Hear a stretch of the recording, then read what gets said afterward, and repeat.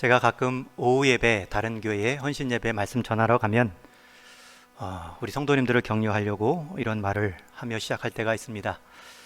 주일 예배에 참된 승리자는 오전 예배뿐만 아니라 오후 예배까지 참여하시는 분이십니다.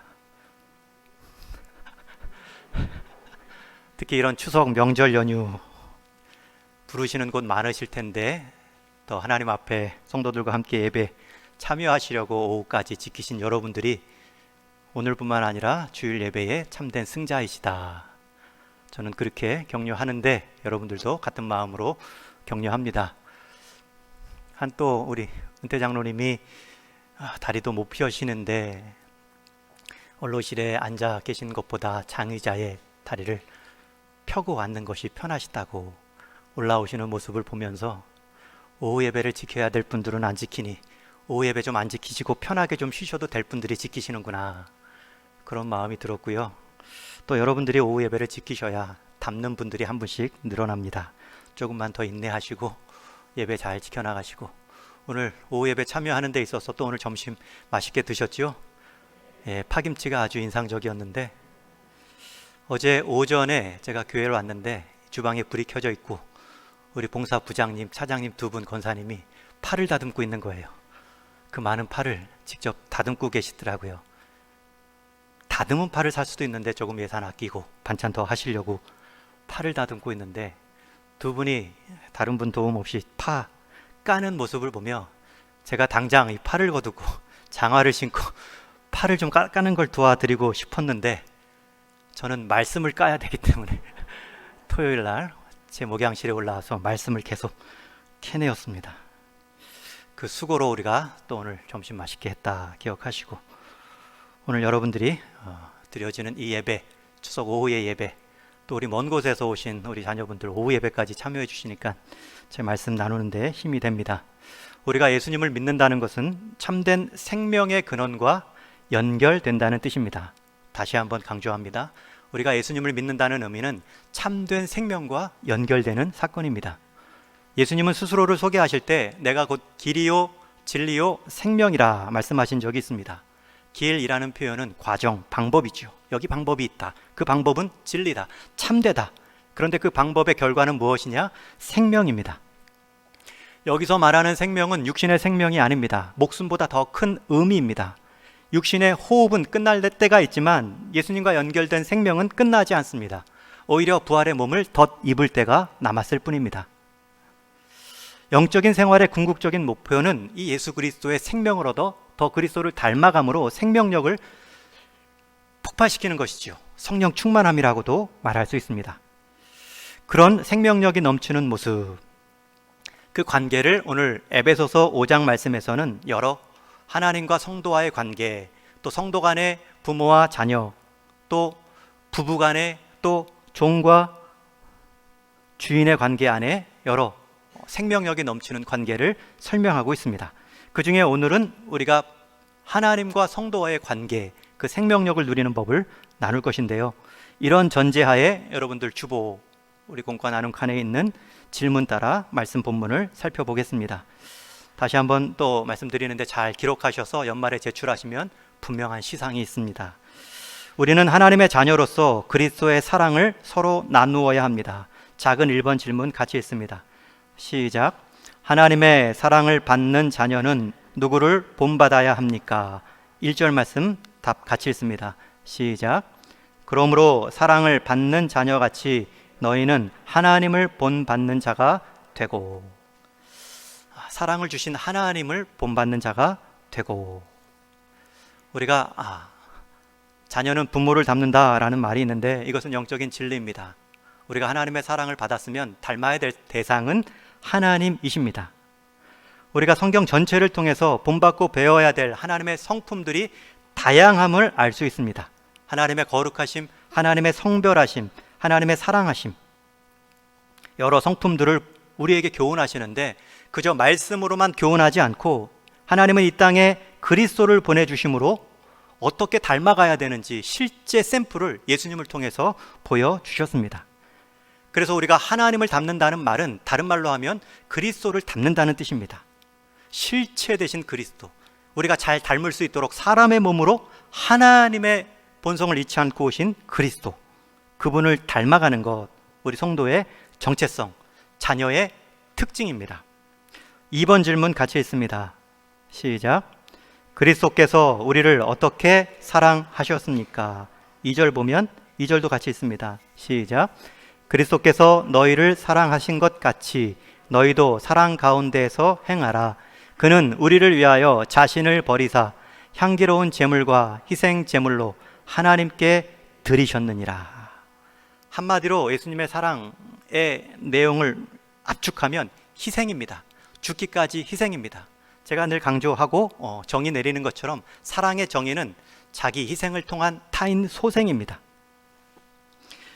요한일서 4장 10절에 보면 사랑은 여기 있으니, 이와 같이 사랑이 나타났으니, 하나님이 우리에게 보여주신 사랑이 여기 있다, 사랑의 정의를 말할 때 우리가 먼저 하나님을 사랑한 것이 아니요 하나님이 우리를 사랑하셨는데 자기 아들을 속량 제물로 주신 것이다. 여러분, 이게 사랑의 정의입니다. 그러면 그 예수님의 모습을 통해 우리는 사랑의 정의를 내릴 수 있는데, 예수님은 자기 희생을 통해 타인 소생, 우리를 살려내셨습니다. 제가 결혼식 때 줄에 설 때 서약을 받죠. 꼭 서약 내용 중에 교회가 그리스도를 복종한 것 같이 아내는 남편을 복종하고, 또 남편은 그리스도가 교회를 사랑한 것 같이 아내를 사랑하고 라는 표현을 좀 꼭 넣으라고 당부합니다. 아내 입장에서는 어떻게 교회가 그리스도를 복종하는 것처럼 복종합니까? 조금 억울할 수도 있고요, 제가 먼저 강조하기 때문에 조금 불편할 수도 있는데, 남편 사랑은 그리스도가 교회를 위해 자기 몸을 내어준 것처럼, 자기를 희생시키는데 생명 주는 것처럼 제가 서약을 받을 겁니다. 그러니까 우리 아내분은, 우리 애비 신부분은 그렇게 크게 서운해하지 않아도 됩니다 말하죠. 사랑의 정의는 자기 희생을 통한 타의 소생입니다. 이 사랑의 결심 없이 결혼하면 안 되죠. 혹 그렇게 살지 못한다 할지라도 이 결혼식의 마음가짐은 이 주님의 사랑을 두 사람의 관계 안에서 배우고 변화, 성숙되어 가는 것이 목적입니다. 예수님께서도 우리를 그렇게 먼저 사랑하셨습니다. 자신을 버리고 희생제물로 향기롭게 온전히 드리셨습니다. 3번 질문 같이 있습니다. 시작. 그리스도의 사랑을 받은 우리는 어떻게 행해야 합니까? 다시 2절 하반절에 보면 사랑 가운데서 행하여야 한다. 그렇게 사랑을 받았으니 그 사랑을 보이라. 세상 사랑 방법은 사람, 의지, 노력, 수고를 말하지만 성경에서 말하는 사랑 방법은 먼저 하나님의 사랑을 받으라는 것입니다. 너가 그리스도 안에서 얼마나 사랑스러운 자인지를, 하나님 앞에서 얼마나 존귀한 자인지를 깨달아야, 그 사랑을 받아야 내가 사랑을 할 힘을 얻습니다. 자기 몸을 내어주신 하나님의 아들의 사랑, 여러분, 이것은 평생을 묵상해도 다 알 수 없는 이 은혜의 큰 진리입니다. 범위입니다. 그 사랑의 원형을 보며 그 사랑으로부터 능력을 공급받아야 우리는 사랑할 수 있고요, 또 주님 사랑 안에 머물름이 우리 사랑의 길이다, 그렇게 생각하고 주님 사랑을 먼저 구하셔야 됩니다. 자, 나눔 1번, 2번 같이 읽습니다. 시작. 하나님을 믿는다는 것은 하나님을 닮아가는 것을 의미합니다. 달리 표현하면 하나님의 신성한 성품에 참여하는 것입니다. 우리가 본받아야 하는 하나님의 성품은 무엇인지 나눠봅시다. 나눔 2도 같이 읽습니다. 시작. 그리스도의 사랑은 우리로 하여금 서로 사랑하게 합니다. 그리스도의 사랑을 표준으로 삼으면 다른 사람을 대하는 우리의 태도가 어떻게 달라질지 이야기해 봅시다. 사랑하기 어려운 상황에서 그리스도의 사랑을 떠올리며 사랑하려고 노력한 경험이 있으면 나눠봅시다. 주님이 베드로에게 내가 나를 사랑하느냐 3번 물으셨죠. 그리고 나서 내 양을 먹이라, 치라, 먹이라. 베드로에게 주님의 양을 맡기는데 주님이 나를 사랑하느냐 물으십니다. 여러분, 목자가 양을 사랑하고 목양하는 게 아니라 목자는 주님 사랑하면서 양을 인내하는 겁니다. 이게 주님 닮아가는 지혜죠. 부부도, 부모도, 자식도 마찬가지입니다. 우리를 한 공동체로 묶어주신 하나님의 분명한 뜻이 확신한다면 우리는 주님 때문에 서로를 품는 것입니다. 주님 때문에 인내하는 것입니다. 자, 이제 2번 질문, 구체적인 말과 행실을 우리에게 말씀합니다. 하나님의 자녀에게 합당한 말과 행실이 따로 있습니다. 1번 질문 같이 있습니다. 시작. 성도에게 합당한 말은 어떤 말입니까? 4절 말씀 답이요. 같이 있습니다. 누추함과 어리석은 말, 희롱의 말이 마땅치 아니하니 오히려 감사하는 말을 하라. 제가 이 말씀을 준비하면서 추석 연휴 때 읽은 책 한 권이 생각났습니다. 우리 코미디언 김영철 씨라고 있는데, 또 코미디언 여자 이영자 씨 흉내를 아주 잘 내는 남자 코미디언입니다. 이분이 울다가 웃고라는 에세이집을 썼습니다. 그 중에 이제 한 소제목이 건조한 배려가 필요하다. 배려인데 건조한 배려가 있다라는 뜻의 에세이입니다. 자기 경험한 일을 이렇게 교훈 담아 쓴 내용인데 일부분을 조금 읽어드리겠습니다. 엘리베이터에서 일어난 일이다. 같은 아파트, 같은 동에 사는 이웃집 아주머니를 만났다. 상냥하게 눈인사를 먼저 하며 안녕하세요 라고 안부를 전했다. 그러자 아주머니의 답례는 아니 장가 안 가요? 였다. 안녕하세요에는 안녕하세요라는 응답이 정석 아닌가. 조금 더 친근감을 담아 어디 가시나 봐요 라는 정도일 것이다. 장가 안 가요? 라는 질문에 나는 언제나 그래왔듯 아, 네 가야죠 라고 말했다. 그러면 늘 코스 요리처럼 다음 말이 따라온다. 눈이 너무 높은 거 아니에요? 만나는 사람은 있지요? 빨리 가요. 한 살이라도 어릴 적에. 그러다 가끔은 내가 소개시켜 줄까요? 이런 대답이 보편적이다. 그런데 이 아주머니는 또 한 번 나를 도발했다. 어디 문제가 있는 거 아니야? 처음 듣는 말이었다. 센 톤이라서 놀랐고 솔직히 기분이 나빴다. 침묵할 수도 있었지만 나는 그 말을 받아쳤다. 네, 저 문제 있어요. 내가 할 수 있는 유일한 대응이었고 순간 엘리베이터에 정적이 흘렀다. 아주머니는 내 말에 놀랐는지 미안했는지 얼굴을 피했다. 누가 먼저 밖으로 나갔는지 기억도 나지 않는다. 그날 이후로 그 아주머니를 본 적도 없고 볼 수도 없었다. 방송국에서 나를 당황시키려고 꾸민 몰래카메라였나? 무슨 일이 있으셨기에 심술 부리셨나? 미안해서 이사를 가신 건가? 별의별 생각을 다 해보았다. 나뿐만이 아니다. 다른 슬하의 아들을 한 명 둔 코미디언 후배에게는 아파트 주민들이 시도 때도 없이 묻는다고 한다. 둘째는 언제 가져요? 그래서 하루는 저 묶었어요 라고 했더니 순식간에 분위기가 얼어붙었다고 한다. 꼭 이렇게 정색을 해야 배려 없는 질문을 멈출 것인가? 또 슬하에 딸 2명을 둔 코미디어 선배에게는 사람들이 이렇게 묻는다고 한다. 아들은 안 낳아? 왜 딸만 둘이야? 어느 날 선배가 딸 앞에서 무슨 말씀이세요? 라고 했더니 또 다른 한 사람이 아들 낳아. 아들, 딸 필요 없어. 전혀 굴하지 않고 강력하게 언성을 높였다고 한다. 왜들 그러실까? 꼭 아들이 있어야만 하는 것일까? 아들이 있으면 저 질문이 멈출 것인가? 관심과 간섭은 다르다. 뭐가 그리도 궁금할까? 결혼하면 왜 이제 하냐라고 묻지 말고 정말 축하해 라고 말하면 된다. 아들이든 딸이든 낳으면 아이고 고생했다, 잘했다 라고 토닥이고 쌍둥이를 낳으면 어머나 이게 뭐선 일인고 라고 웃어주기만 하면 된다. 각자의 처지와 상황에 대한 건조한 배려가 필요하다. 물을 주지 않아 말라 비틀어진 화분 속 흙 같은 말라 비틀어진 배려가 아닌 적당한 수분을 관심을 머금은 건조한 배려가 절실하다. 이 이야기 들으며 찔리시는 분들 많으실 겁니다. 저도 찔렸고요. 간섭과 관심이 어느 선이 경계인가? 조심스럽게 말을 준비하는 것, 상대방의 마음 상태를 헤아리는 것, 그것이 필요하다는 교훈으로 받으면 되겠죠. 감사하는 말이라는 말은 긍정적인 것, 좋은 것, 장점을 먼저 발견하고 격려한다는 것입니다. 한 언어학자는 대개 3대 1의 비율을 말합니다. 한 가지 비판하려면 그 비판의 반대는 또 장점이 될 수 있거든요. 그러니 그 장점 3가지를 말하고 이런 좋은 점이 있으니 이런 것 하나 고쳐봐라 라고 말하는 것이 지혜라고 하지요.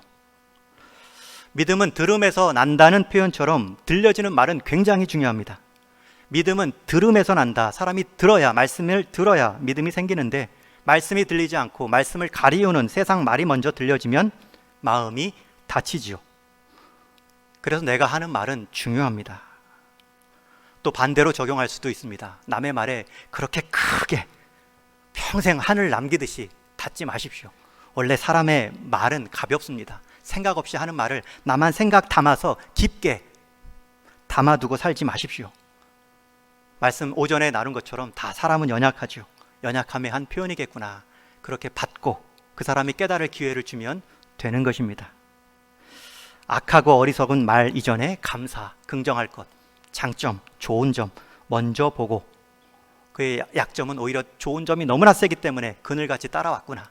그러한 마음이 지혜일 것입니다. 또 작은 2번 같이 읽겠습니다. 시작. 하나님 나라의 기업을 얻지 못하는 자는 어떠한 자입니까? 5절에 보면 5절도 같이 읽습니다. 시작. 너희도 정녕 이것을 알거니와 음행하는 자나 더러운 자나 탐하는 자 곧 우상 숭배자는 다 그리스도와 하나님 나라에서의 기업을 얻지 못하리니. 탐심은 우상 숭배입니다. 여기서 또 이제 욕구 자체와 탐심이 어느 정도인가. 그래서 우리는 쉬지 말고 기도해야 됩니다. 하나님 일깨워 주십시오. 욕구와 탐심이 깻잎 한 장 차이일 수 있거든요. 관심과 간섭이 정말 깻잎 한 장 차이로 갈리어질 수 있거든요. 그러니 제 부족한 말도 하나님 도와주셔서 넉넉한 마음으로 받게 해주십시오. 늘 기도함이 필요하죠. 욕구 자체는 나쁜 것이 아닙니다. 하나님은 우리에게 욕구라는 감정도 주셨습니다. 그것을 통해 우리는 순종하고 확장하지요. 그러나 그 경계가 탐심으로 곧 바뀝니다. 하나님 안에서, 말씀 안에서가 아니라 스스로의 기준이 하나님이 되고 스스로의 경계를 말씀을 넘어서 정할 때에 그때는 탐심입니다. 그 탐심은 하나님 대신한 자리이기 때문에 우상 숭배라 말할 수 있습니다. 이걸 쉽게 여기지 마십시오.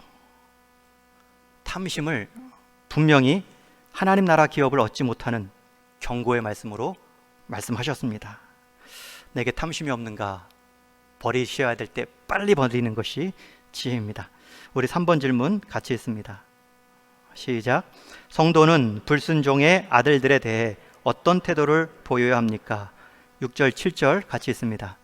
시작. 누구든지 헛된 말로 너희를 속이지 못하게 하라. 이로 말미암아 하나님의 진노가 불순종의 아들들에게 임하나니 그러므로 그들과 함께하는 자가 되지 말라. 여기서 함께하지 말라는 말은 공간적인, 관계적인 걸 다 끊으라 라는 말이 아니죠. 그러면 우리 성도는 세상 밖으로 나갈 수밖에 없습니다. 그렇다고 그들을 세상 밖으로 내몰 수도 없지요. 여기서 함께하지 말라는 것은 거리나 공간의 의미가 아니라 그들의 마음과 가치관에 동조하지 말라는 뜻입니다. 잘못된 생각, 뜻에 우리가 동화될 것이 아니라 구별된 우리의 삶으로 그들을 물들여 가는 것입니다. 소금과 빛으로 부름받았는데 소금은 녹아야 짠맛을 내고 빛은 타 녹아야 빛을 내는 것처럼 우리가 우리의 영역들을 지키고 말씀의 가치를 지키는 것, 우리 희생적인 거지만 그 희생의 무엇이 타인을 소생케 하는 일에 쓰임 받을 수도 있다. 그러한 기대를 가지고 우리는 우리 공동체 안에서의 이 가치들을 지켜 나가는 것입니다. 이제 3번 마지막 나눔 읽고 마치겠습니다. 나눔 3번 같이 읽습니다. 시작. 더러운 말이나 저속한 농담, 음행이나 우상을 숭배하는 행위는 성도에게 마땅치 않습니다. 우리가 물들지 않도록 조심해야 할 말과 행동에는 어떤 것이 있는지 나눠봅시다. 제가 한 가지 팁을 드린다면 나쁜 말을 안 하려면 좋은 말을 하시면 됩니다. 야고보서도 한 우물에 쓴물과 단물이 같이 채울 수 없다. 그 방법은 단물을 채우면 되죠. 한 입에서 찬송과 저주가 나올 수 없다. 찬송을 채우면 됩니다. 여러분의 입술에 찬송을 채우시고 단물을 먼저 채우시는 것. 그래서 이어지는 말씀에 보면 이 에베소서 5장 후반부에는 찬송에 관한 말씀이 나옵니다. 성령 충만한 자의 찬송 생활을 말하고요. 감사도 말씀하지요. 우리가 먼저 구원받은 자로서 하나님과의 관계 안에서 하나님과의 그 소통을 성령 충만함으로 받아 사람 간의 소통을 우리는 하나님께 받은 것으로 바꾸어 갈 수 있습니다. 그 시작을 우리 명절이니 가족부터, 부부 안에서부터, 내 자녀를 향해서부터 작은 순종을 이어갈 수 있기를 주님의 이름으로 축원합니다.